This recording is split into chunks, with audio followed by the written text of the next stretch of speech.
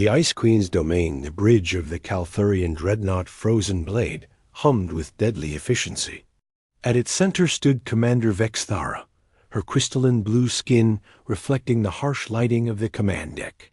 For 300 years, she had been the terror of the Outer Rim, earning the nickname the Ice Queen among human colonies.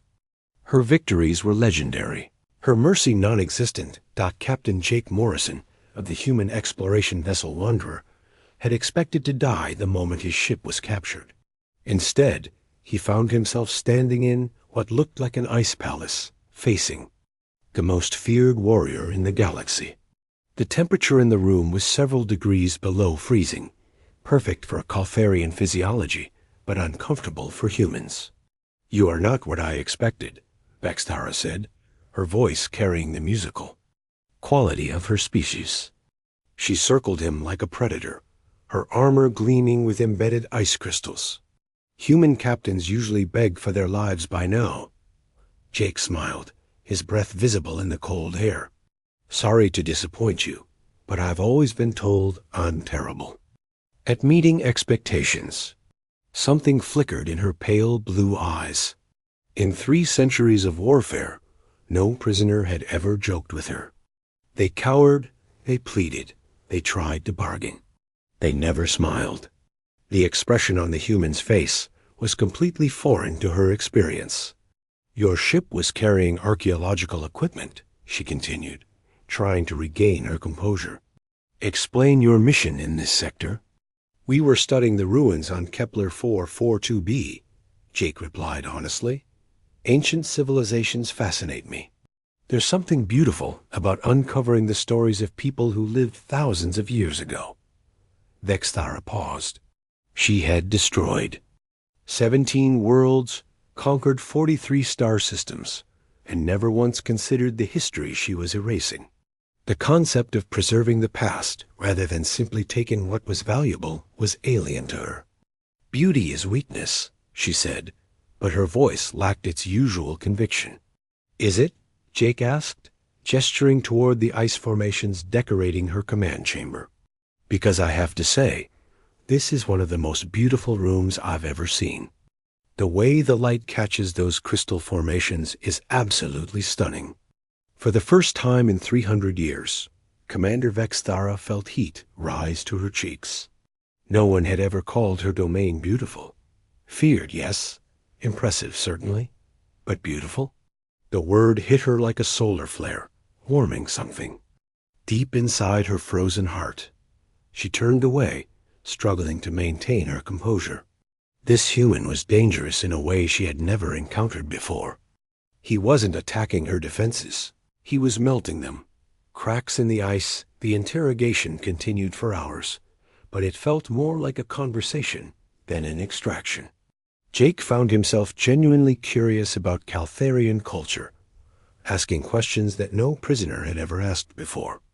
Vexthara, despite herself, found she was answering them. "Your people have been at war for over a millennium," Jake observed, studying the battle honors displayed on her armor. "That must be exhausting." "War is our purpose," Vexthara replied. "Automatically. The strong conquer the weak. It is the natural order. But what happens when you've conquered everything?" Jake asked, "What's your purpose then?" The question hit her like a kinetic projectile. She had never considered what came after total victory. The Caltharian Empire had been expanding for so long that conquest had become an end in itself, not a means to something greater. We bring order to chaos," she said, but the words felt hollow. Jake nodded thoughtfully. "That's noble. But I've noticed something interesting about your conquest records. You always leave the libraries intact. Museums, archives, cultural centers. They're never damaged in your attacks." Vexthara's hand moved instinctively to her weapon. How could he know that? She had been careful to make it look accidental, ensuring that the most valuable cultural artifacts were always mysteriously spared from destruction. "Efficient resource allocation," she said stiffly. "Information has strategic value." "Does it?" Jake's smile was knowing. Because most of what you've preserved has no military application at all. Poetry, music, artwork, children's stories. You've been secretly protecting the things that make civilizations worth remembering. The accusation hung in the air like cosmic radiation. For 3 centuries, she had told herself she was a perfect weapon of conquest. But here was a human archaeologist who had seen through her carefully constructed facade to the truth she barely admitted to herself. You're preserving beauty, Jake continued softly. The same thing you just told me was weakness.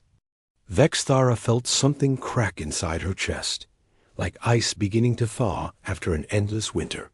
The sensation was terrifying and wonderful at the same time. She had built her entire identity on being the perfect predator, but this human was showing her glimpses of what she might have been if she had chosen differently. Why did you surrender? She asked suddenly, desperate to change the subject. Your ship had enough speed to escape. Instead, you transmitted surrender codes and requested safe passage aboard my vessel. Jake's expression grew serious. Because I wanted to meet the warrior who preserves libraries while burning cities. I wanted to understand what kind of person carries that much contradiction in their heart. The words hit her like a supernova. Explosion, illuminating dark corners of her soul she had kept hidden for centuries. The warmth of understanding, the ship's chronometer indicated that 6 hours had passed, but Vexthara had lost all sense of time. She found herself sitting across from Jake in what was supposed to be an interrogation, but had become something else entirely. For the first time in 300 years, she was talking to someone who listened without fear. Tell me about Earth, she said, surprising herself with the request. Jake's eyes lit up. It's beautiful. Blue oceans, green forests, mountains that touch the clouds.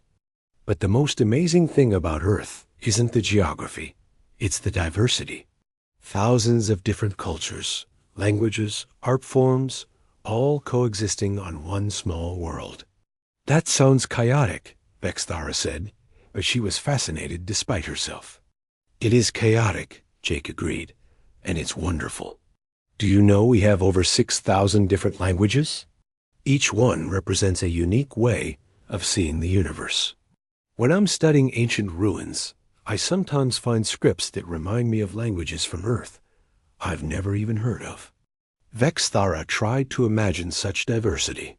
Caltharian society was rigidly hierarchical, with one language, one culture, one way of thinking. The idea of thousands of different perspectives existing simultaneously was both terrifying and intriguing. How do you maintain order? She asked. We don't, not really, Jake laughed. We argue, we disagree, we make mistakes. But somehow, we keep learning from each other. The chaos makes us stronger, not weaker. The concept was revolutionary to her. In Caltharian culture, disagreement was weakness. Diversity was inefficiency. But listening to Jake describe Earth's magnificent disorder, she began to wonder if her people had been wrong about strength and unity. I have been to 17 different worlds, she said quietly. I have conquered civilizations that spanned multiple star systems, but I have never seen them the way you see things. I have never looked at a sunset and called it beautiful. Jake leaned forward, his voice gentle. It's not too late to start. The words hit her like a quantum torpedo, but instead of destruction, they brought possibility. For 3 centuries, she had defined herself by what she could destroy. Jake was suggesting she could define herself by what she could create, preserve, protect. My people would consider such thoughts treason, she whispered. Then maybe it's time to stop living for your people and start living for yourself. Jake replied. The suggestion was terrifying. Everything she had been, everything she had achieved, was built on serving the Caltharian Empire. But looking into Jake's warm brown eyes, she began to imagine what it might feel like to serve something else. Something beautiful instead of destructive. The ice around her heart continued to melt. And for the first time in 300 years, Commander Vexthara smiled. The choice between ice and fire, a smile transformed Vexthara's face completely. The cold, angular features that had struck fear into the hearts of billions softened into something unexpectedly lovely. Jake felt his breath catch, not from the ice. Cold this time, but from witnessing the birth of something beautiful. "I haven't smiled in 300 years, she whispered, touching her face as if rediscovering it. "Why?" Jake asked gently. "Because smiles are for the weak," she said, but the words no longer carried conviction.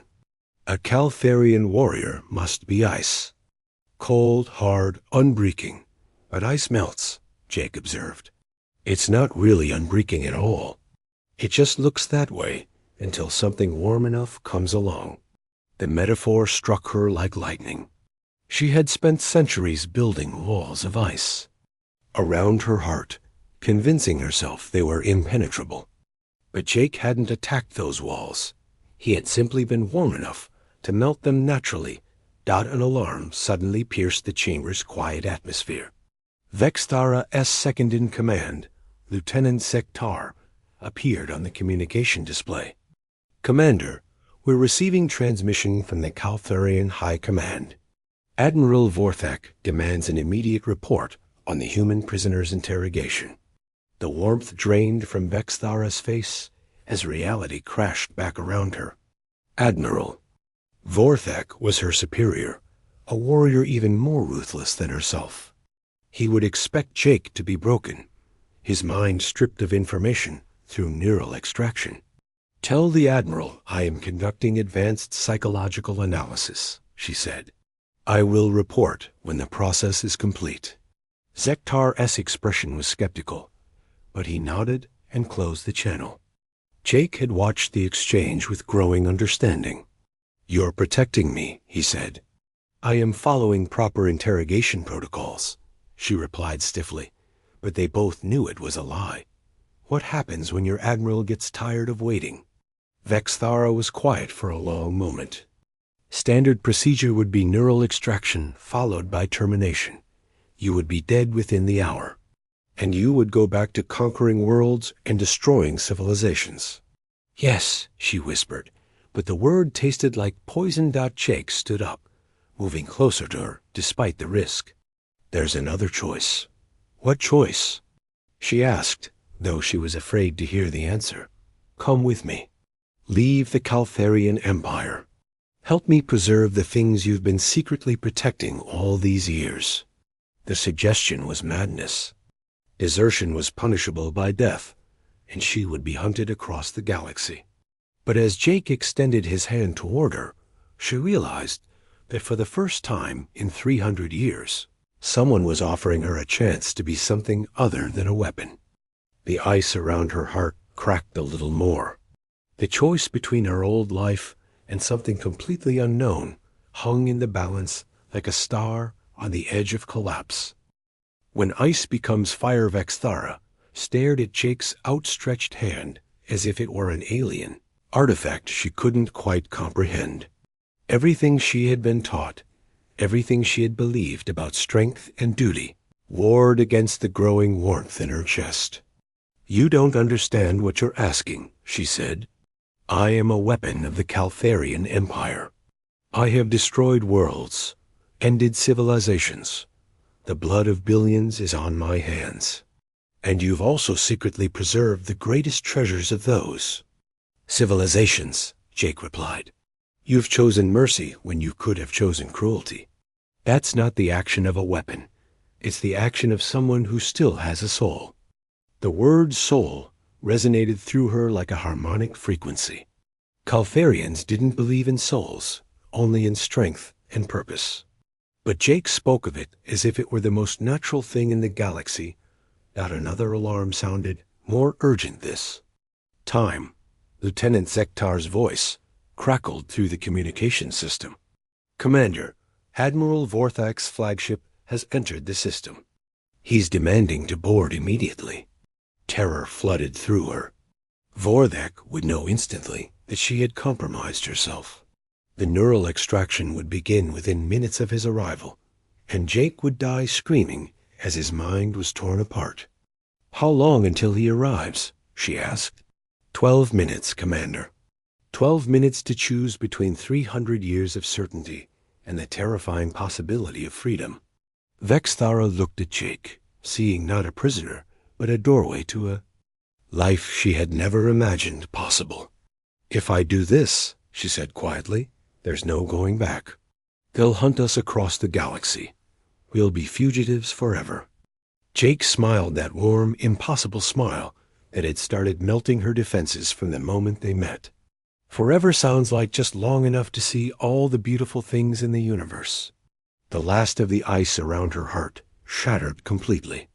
In its place, something new began to burn, something bright and warm and alive.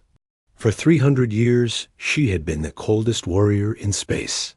Now, for the first time, she felt truly warm. "My ship has advanced stealth capabilities," she said, her decision made. "We can reach the jump point before they realize we're gone." Jake's smile widened. "Are you sure about this?" Vexthara stood, her armor's bioluminescent systems responding to her elevated emotional state by shifting from cold blue to warm gold. The change was visible, beautiful, and utterly unprecedented. "I have spent 3 centuries being what others needed me to be," she said, taking his hand at last. "It's time to discover who I was meant to be." As the frozen blade changed course toward the jump point, Commander Vexthara made her final log entry as a Caltharian warrior. But as they disappeared into hyperspace, she was no longer the Ice Queen of legend. She was simply Vexthara, explorer of worlds and protector of beauty, with a smile that could melt the coldest reaches of space and a heart finally warm enough to call the universe home.